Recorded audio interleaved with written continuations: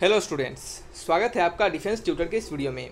आज की इस वीडियो में हम बात करेंगे कोस्ट गार्ड नाविक जीडी डीवी और यांत्रिक के लिए प्रैक्टिस सेट नंबर 16 को। यह प्रैक्टिस सेट्स आपका इंग्लिश स्पेशल होगा, यानी आपके इस प्रैक्टिस सेट्स में इंग्लिश से रिलेटेड जो भी आपके टॉपिक्स जो भी आपके कहे तो चैप्टर्स पढ़ने हैं, उस चैप्टर्स के यहाँ पे सभी कंबाइंड क्वेश्चंस को दिए जाएंगे। तो आइए बढ़ते हैं वीडियो लेक्चर्स की ओर।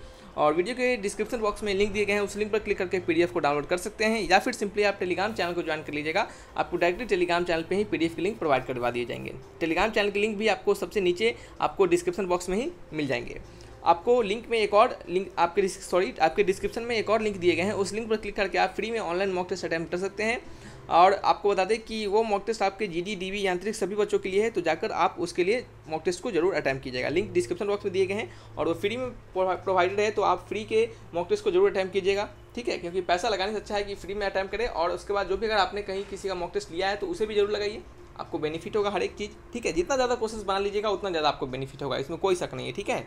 तो आइए बढ़ते हैं वीडियो लेक्चर्स की ओर। पहला क्वेश्चन आप यहाँ पे देख सकते हैं, यहाँ पे क्या लिखा जा रहा है इसको पढ़िएगा। तो यहाँ पे लिखा जा रहा है कि इस सेंटेंस में क्या करना है, some part of sentence have error, यानी कहने का मतलब आपको ईरर ढूंढना है, ठीक है। ये सेंटेंस जो है आपका Arun likes to eat sleep and reading और नो ईरर, ठीक है। इसमें आपको क्या करना है, ईरर ढूंढना है। सिंपल सा लॉजिक है, इसमें आपको ईरर ढूंढना है। तो ईरर कैसे ढूंढिएगा, और आपको बताना है कि ईरर है तो आखिर किस आपके कह सकते हैं कि पॉइंट में ईरर है, किस ऑप्शन में, 1 में, 2 में, 3 में, किस में ईरर है, या फिर इसमें कोई ईरर नहीं है। अगर नहीं ईरर है तो नो ईरर लगाएंगे, ठीक है। तो आप अगर इस क्वेश्चन को देखिएगा तो आपको पता होना चाहिए कि जो इन्फिनेटिव वर्ब होता है, जो टू, ठीक है, तो जो टू होता है उसके साथ क्या लगाते हैं, वर्ब का V1 फॉर्म लगाते हैं। टू के साथ हम क्या करते हैं, वर्ब का V1 फॉर्म लगाते हैं। क्वेश्चन से पढ़िएगा, लिखा जा रहा है कि Arun likes to eat sleep and reading, उसके बाद नो ईरर है, ठीक है। तो ट्रू के बाद हम लोग, ठीक है, तो टू के बाद क्या लगाते हैं, वर्ब का हम फर्स्ट फॉर्म लगाते हैं। टू के बाद क्या करते हैं, V1 का यूज करते हैं। तो 2 + V1 हमने यहाँ पे लगाया, ठीक है। तो और आपको बता दें यहाँ पे कि, और आप क्वेश्चन को पढ़िएगा तो यहाँ लिखा है कि Arun likes to eat sleep and reading. तो देखिए यहाँ पे क्या है, ये आपका V3 है जो कि ING फॉर्म है। तो याद रखिएगा टू के साथ हम ING फॉर्म का यूज नहीं कर सकते। तो यहाँ पे रीडिंग ना होकर क्या होता है आपका, यहाँ पे रीडिंग ना होकर क्या होता है आपका, रीड होता है। क्या होता है, रीड होता है, ठीक है। तो टू के बाद क्या लगाते हैं, वर्ब का V1 फॉर्म लगाते हैं, और यहाँ पे रीडिंग ना होकर क्या होता है, रीड होता है। क्योंकि यहाँ पे ING लगा गया है, तो ये ING फॉर्म ना होकर क्या होता है, सिंपल आपका वर्ब का फॉर्म होता है, V1 फॉर्म होता है। तो यहाँ पे रीडिंग को हटा के अब रीड लिख देंगे, ठीक है। और एक और बात आपको बता दें कि एंड से जब भी आपका पार्ट्स ऑफ स्पीच जुड़ता है तो क्या होता है, वो पार्ट्स ऑफ स्पीच सेम होता है, ठीक है। यानी एंड से सेम पार्ट्स ऑफ स्पीच को जोड़ा जाता है, ये भी इसका लॉजिक हो सकता है। तो इसका आंसर बताइए क्या होगा। तो इसका आंसर होगा सिंपल सा है, ऑप्शन नंबर 3। क्या है, ऑप्शन नंबर 3 यानी सी नंबर, ठीक है। चलिए बढ़ते हैं नेक्स्ट क्वेश्चन नंबर 2 की ओर। नंबर 2 में लिखा जा रहा है कि in the following sentence some part of the sentence may have error. यहाँ पे भी आपको ईरर ढूंढना है। तो क्वेश्चन को पढ़िएगा, they compromise with health than containing preservatives and artificial, ठीक है। तो आपको क्या करना है, इसमें आपको ईरर ढूंढना है। तो देखिए यहाँ पे वाक्य में क्या लिखा गया है, आपको कंटेनिंग लिखा गया है, ठीक है। कंटेनिंग यहाँ पे लिखा गया है, तो यहाँ पे आपका कंटेनिंग ना होकर क्या होता है, आपका कंटेन होता। क्या होता है, कंटेनिंग ना होकर कंटेन होता। क्यों, ऐसा क्यों होता, ठीक है, क्यों होता है, क्योंकि आपका जो मेन वर्ब है यहाँ पे वो क्या आपका प्रेजेंट इंडेफिनिट में, ठीक है। आपको कंप्रोमाइज क्या आपका यहाँ पे जो भी आपका मेन वर्ब है वो क्या आपका प्रेजेंट इंडेफिनिट में है। तो इस प्रेजेंट इंडेफिनिट के कारण यहाँ आपका कंटेनिंग ना होकर क्या होता है, आपका वर्ब का फर्स्ट फॉर्म होता है, ठीक है, यानी कंटेन हो जाता, ठीक है। तो आंसर क्या हो जाता है आपका इसका, बताइए, ऑप्शन नंबर 2 क्या हो जाता है, 2 हो जाता है। यानी they compromise with health than containing preservatives and artificial, ठीक है। तो आपका कंप्रोमाइज क्या है आपका, ये आपका किसी में आपका प्रेजेंट इंडेफिनिट में है। तो आप यहाँ पे कह सकते हैं कि जो हमारा जो भी वर्ब यहाँ पे यूज होगा वो वर्ब कौन सा यूज होगा, तो वो वर्ब यूज होगा आपका V1 का फर्स्ट फॉर्म, ठीक है, सॉरी वर्ब का फर्स्ट फॉर्म यूज होगा। तो क्या आंसर होगा, कंटेनिंग ना होके हेल्थ एंड दे कंटेन हो जाता। क्या होता है, हेल्थ एंड दे कंटेन हो जाता। चलिए नेक्स्ट क्वेश्चन आपका क्या है, ऑप्शन नंबर 2 हो जाता। नेक्स्ट क्वेश्चन क्या है आपका, ऑप्शन नंबर 3 है, सॉरी क्वेश्चन नंबर 3 है। यहाँ पढ़िएगा, लिखा जा रहा है कि in which of the following sentence given with आपका एप्रोप्रिएट वर्ड, यानी आपको यहाँ पे फिल इन द ब्लैंक्स भरना है। तो पहला पढ़िएगा, लिखा जा रहा है कि when Mister Batra heard the news of the daughter selection to the college football team he felt dash. क्या हुआ आपका, जब मिस्टर बत्रा ने न्यूज़ सुना उनके डॉटर के सिलेक्शन का कॉलेज के फुटबॉल टीम में, ठीक है। तो हमको पढ़ रहे थे कि कुछ लोग आए थे, इसका आंसर थोड़ा सा, ठीक है। तो यहाँ पे पढ़िएगा, लिखा जा रहा है कि when Mister Batra heard the news of his daughter selection to the college football team he felt, ठीक है। जब मिस्टर बत्रा ने अपने डॉटर्स यानी अपनी बेटी के सिलेक्शन को फुटबॉल कॉलेज टीम में सुना ये न्यूज़ को, तो क्या हुए, वो ही फेल्ट, कहा जा रहा है ही फेल्ट के बाद आपको फिलिंग द ब्लैंक्स दिया जा रहा है। उसके बाद बताया जा रहा है कि आपको फिलिंग द ब्लैंक्स में क्या भराएगा, ठीक है। तो आपको इससे क्या है, एग्जैपरेटेड और इम्बिटेड, और यहाँ पे इनेमोरेड और यहाँ पे इलेटेड। ठीक है, ये आपके क्या है 4 ऑप्शन है। तो इनमें से कौन से ऑप्शन को भरेंगे? तो यहाँ पे आंसर जो भराएगा ही फेल्ट इलेटेड। ठीक है, इलेटेड क्यों भराएगा? क्योंकि इलेटेड का मीनिंग क्या होता है? इलेटेड का जो मीनिंग होता है वो क्या होता है आपका श्रेष्ठता की एहसास करना। ठीक है, श्रेष्ठता की एहसास करना यानी marked by a high spirit. ठीक है, यानी वो क्या अपने आप को श्रेष्ठता की एहसास किए। ठीक है, यानी उन्होंने अपने आप पे बहुत गर्व हुआ, ऐसा भी कह सकते हैं। ठीक है, तो क्या होगा यहाँ पे इलेटर भराएगा। यहाँ पे एग्जैपरेटेड जो है ये आपका ऑप्शन नंबर ए है। इसका मतलब क्या होता है? नाराज करना। क्या होगा? नाराज करना। तो ऐसा तो काम नहीं कर दी थी कि नाराज कर दी उनको। ठीक है, तो नाराज करना तो होगा नहीं, करना नहीं, करना। ठीक है, नाराज करना हो जाएगा। ठीक है, उसी तरह आपका इम्बिटेड जो है EMBITTERED इम्बिटेड जो है इसका मतलब क्या होता है? इसका मतलब होता है कटु एहसास करना। ठीक है, तो कटु एहसास करना यानी आप कह सकते हैं कि बीटर फीलिंग। ठीक है, यहाँ पे लिख सकते हैं आप BITTER बीटर फीलिंग FEELING। तो कोई बीटर फीलिंग भी ऐसा नहीं है आपका। ठीक है, तो क्या हो गया आपका ऑप्शन नंबर बी भी नहीं होगा। तो आंसर क्या होगा आपका? ऑप्शन नंबर सी होगा, यानी इलेटेड। नेक्स्ट क्वेश्चन आपका क्वेश्चन नंबर 4 है। नंबर 4 पढ़िएगा क्या लिखा जा रहा है कि आपको इसके बेस्ट एक्सप्रेसिव मीनिंग बताना है, यानी कहने का मतलब इसका सिनोनिम्स बताना है, सीनो बताना है। ठीक है, सिनोनिम्स।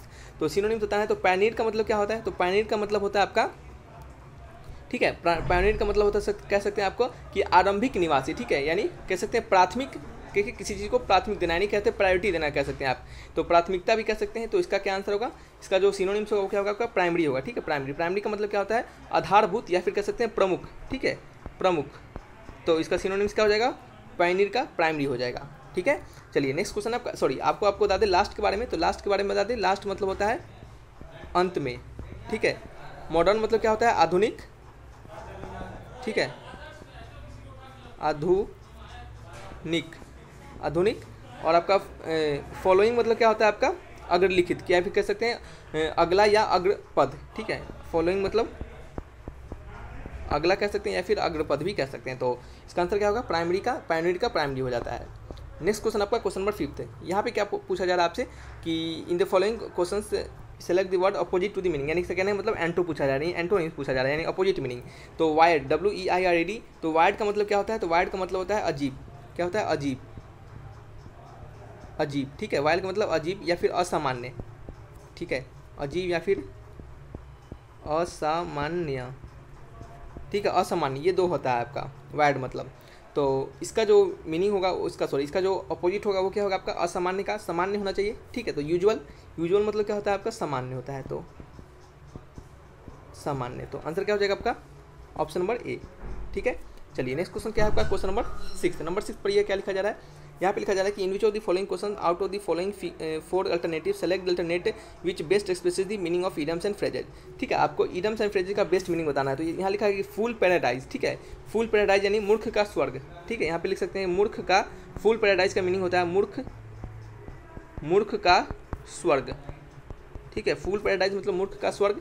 तो इसका जो आपका कह सकते हैं कि फ्रेजेज, इडम्स एंड फ्रेजेज, इसका जो मीनिंग होगा वो क्या होगा आपका? तो वो होगा being happy to foolish reason. ठीक है, being happy to foolish reason. ठीक है, यानी मूर्खता कार्यों को लेकर खुश होना, यानी गलत करके भी खुश होना, यानी मूर्ख कार्यों को भी करके खुशी होना। ठीक है, तो इसका क्या होगा आपका? मीनिंग हो जाएगा प्रॉपर। चलिए नेक्स्ट क्वेश्चन की ओर बढ़ते हैं। ठीक है, तो यहाँ पे क्या लिखा गया है कि Krishna will come in the screen of one heart, यानी आपके इसका मीनिंग हो, जो हिंदी मीनिंग होता है वो क्या होता है आपका? वो होता है कि हम कृष्णा यानी भगवान कृष्ण आपके दिल में आएंगे। एक सेकंड रुक जाइएगा, मोबाइल में प्रॉब्लम हो रहा है। ठीक है, तो यहाँ पे जो प्रॉपर श्रीन का मतलब क्या होता है? मंदिर होता है या फिर आप दरगाह कह सकते हैं। तो इसका मीनिंग जो हो जाता है वो क्या हो जाएगा? कृष्ण आएंगे दिल की दरगाह में। तो यहाँ पे आएंगे जो यानी कम लग रहा है। ठीक है, तो यहाँ पे कम के जगह पे क्या होना चाहिए? अपीयर होना चाहिए। ठीक है, और अपीयर ये भी होना चाहिए क्योंकि यहाँ पे जो आपका वर्ब का फॉर्म है, ठीक है, वो आपका क्या है? कौन सा है? डेफिनेट केस में। ये जो आपका कम होता है ये आपका डेफिनेट केस में यूज करता है, जहाँ पे यानी डेफिनेट केस को दर्शाया जा रहा है। ठीक है, तो यहाँ पे इस कारण से भी आप समझ सकते हैं अपीयर आएगा। और ये क्या है? बहुत सिंपल सा मीनिंग है। और ये क्या होगा कि दिल के अंदर आएंगे। तो आने का बाद क्या होता है आपका? कम का मतलब अलग से दिखाया जा सकता है। कम जैसे हो सकता है कि ठीक है, तो कम का क्या होता है? जनरली आने जाने के रूप में यूज किया जाता है। तो यहाँ पे तो आने जाने की बात नहीं कहा जा रहा है, यहाँ पे अंदर भाव व्यक्त किया जा रहा है, जो कि अंदर आएंगे। ठीक है, प्रकट होने के टाइप का भाव व्यक्त किया जा रहा है। तो सो यहाँ पे अपीयर होगा। ठीक है, तो चलिए बढ़ते हैं नेक्स्ट क्वेश्चन की ओर। नंबर 8 में पढ़िएगा, लिखा जा रहा है कि फ्रेजेस दिया गया है, इस फ्रेजेस का आपको करेक्ट मीनिंग बताना है। तो somebody that foretell the coming of something. ठीक है, यानी कहना है मतलब कि ऐसा व्यक्ति जो कि क्या है? फ्यूचर्स के बारे में बता दे। ठीक है, यानी फ्यूचर के बारे में आपको पहले से बता दे।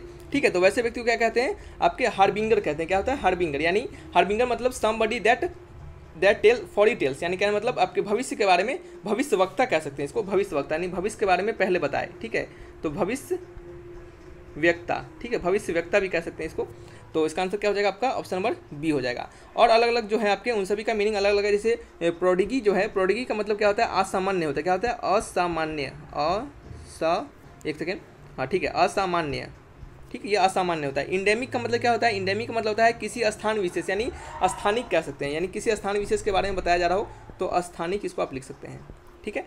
चलिए नेक्स्ट क्वेश्चन आपका क्वेश्चन नंबर क्या है, 9th नंबर। यहाँ पे आपको ये दो क्वेश्चंस आपको 9, 10 हमने क्या दिया है आपको, ये आपके एक्टिव पैसिव पे क्वेश्चंस है। तो एक्टिव पैसिव क्वेश्चंस देखिएगा, लिखा जाए कि Rahul said I will manage hereafter, ठीक है, Rahul said I will manage hereafter. तो दिए हुए क्वेश्चंस में से हमने आपको बताया कि अगर आपको प्रॉपर नॉलेज नहीं भी रहेगा आप इनडायरेक्ट डायरेक्ट का, तो आप फिर भी इसको बना सकते हैं, ठीक है। कैसे बना सकते हैं देखिएगा, कुछ कुछ चीज़ें जो होती है वो आपको ध्यान देना पड़ता है। जैसे कि यहाँ पे राहुल सेड है तो सभी जगह सेड है, तो ये बात खत्म हो गया, ठीक है। उसके बाद दैट लगाना होता है तो ये भी बात खत्म हो गया, ठीक है। ही है, आई का क्या हो जाता है आपका सब्जेक्ट, और आपका क्या होता है फर्स्ट पर्सन के अनुसार चेंज होता है। तो राहुल है तो लड़का है तो क्या हमने ही लगा दिया, तो सभी में ही है, ये भी बात खत्म हो गया। सबसे पहले बात अब आता है कि विल जो होता है वो किस में कन्वर्ट होता है, तो विल जो होता है आपका वुड में कन्वर्ट होता है, ठीक है। तो विल वुड में कन्वर्ट हो गया, तो ठीक है, चलिए विल वाला सब हटा देंगे। फिर आपका हेयर आफ्टर जो होता है वो किस में कन्वर्ट होता है, आपका देयर आफ्टर में कन्वर्ट होता है। तो ये आपका ऑप्शन क्या हो जाएगा, ऑप्शन नंबर सी हो जाएगा। Rahul said that he would manage there after, ठीक है, यानी हेयर आफ्टर किस में कन्वर्ट हो गया, देयर आफ्टर में कन्वर्ट हो गया। तो इस तरीके से भी इसका आंसर आप लगा सकते हैं। तो आंसर कौन सा हो गया आपका, ऑप्शन नंबर सी हो गया, ठीक है।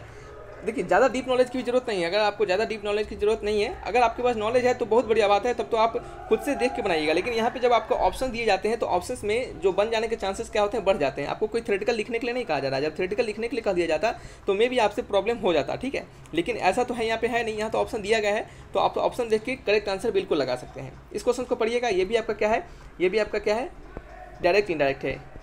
पढ़िए क्वेश्चन लिखा जा रहा है कि I am going out tonight Manisha said, ठीक है, यानी I am going out tonight Manisha said. तो ये आपका इन्वर्टेड कॉमा पहले दे दिया गया है तो उससे कोई फर्क नहीं पड़ता है। तो सबसे पहले तो मनीषा सेड होगा, यानी Manisha said I am going out tonight. तो यहाँ पे एम लगा हुआ है, तो एम क्या है आपका, ये आपका कंटिन्यूअस है।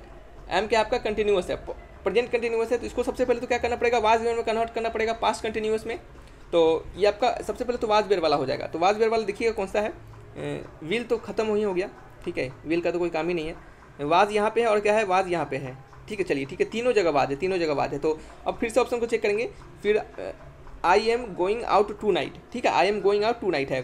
तो Manisha said that I am, यहाँ पे आई किसके जगह पे हो जाएगा, आई आपका हो जाएगा सी के टाइप में, क्या हो जाएगा आपका सी हो जाएगा। आई के जगह पे क्या हो जाएगा, सी हो जाएगा। तो सी भी तीनों में दिया जा रहा है, कोई बात नहीं, वाज भी तीनों में दिया जा रहा है। अब क्या करना है हमें, टू नाइट जो होता है, टू नाइट वो किस में कन्वर्ट होता है आपका, तो टू नाइट जो होता है आपका किस में कन्वर्ट होता है, आपका दैट नाइट में कन्वर्ट हो जाता है। तो सबसे पहले आपको यह देखना है कि दैट नाइट कहाँ कहाँ है। यहाँ पे आउट नाइट है तो ये तो पहला ठीक है। अब बच गया बी और सी। बी और सी में अंतर क्या है कि मनीषा सेड दैट, यहाँ पे देखिए दैट नहीं लिखा हुआ है, ऑप्शन नंबर सी में दैट नहीं लिखा गया है। तो ऑप्शन नंबर सी भी गलत हो गया, सभी को हमने एलिमिनेट कर लिया है। ऑप्शन क्या बच जाएगा आपका, ऑप्शन नंबर बी क्या हो जाएगा, करेक्ट आंसर हो जाएगा। तो इस तरीके से भी एलिमिनेट कर सकते हैं। ज़्यादा डीप नॉलेज नहीं है, कोई बात नहीं। अब बचे हुए समय में आप इतना तो पढ़ नहीं लीजिएगा कि सारा पूरा आपको समझ में आ जाएगा, ठीक है। सो आप क्या कीजिए, इसी तरीके से एलिमिनेट करके बनाइए, क्वेश्चंस को प्रैक्टिस कीजिएगा, वही आपको हेल्प करेगा, ठीक है। नहीं तो दूसरा कोई उपाय ऐसा है नहीं कि आप पूरा कंसेप्ट को अभी 2-4 दिनों के अंदर पूरा पढ़ के चले जाइएगा, पॉसिबल है नहीं। तो जो पॉसिबल नहीं है उसको करना भी नहीं चाहिए। तो आपका आंसर क्या हो जाएगा, बी हो जाएगा। हमने प्रीवियस जो इंग्लिश के प्रैक्टिस टेस्ट दिए थे उसमें भी हमने आपको बताया था, और इसमें भी हम आपको बता रहे हैं कि कैसे आप किसी आसान तरीके से आप एक्टिव पैसिव के क्वेश्चंस और कहे तो आपका इनडायरेक्ट और डायरेक्ट के क्वेश्चंस बना सकते हैं। 4 नंबर का क्वेश्चन आता है, ये 4 नंबर आपका फिक्स है अगर आप अच्छे से बना पाते हैं तब, ठीक है। चलिए रखते हैं इस वीडियो को। Thanks for watching my video, तब तक के लिए बाय बाय।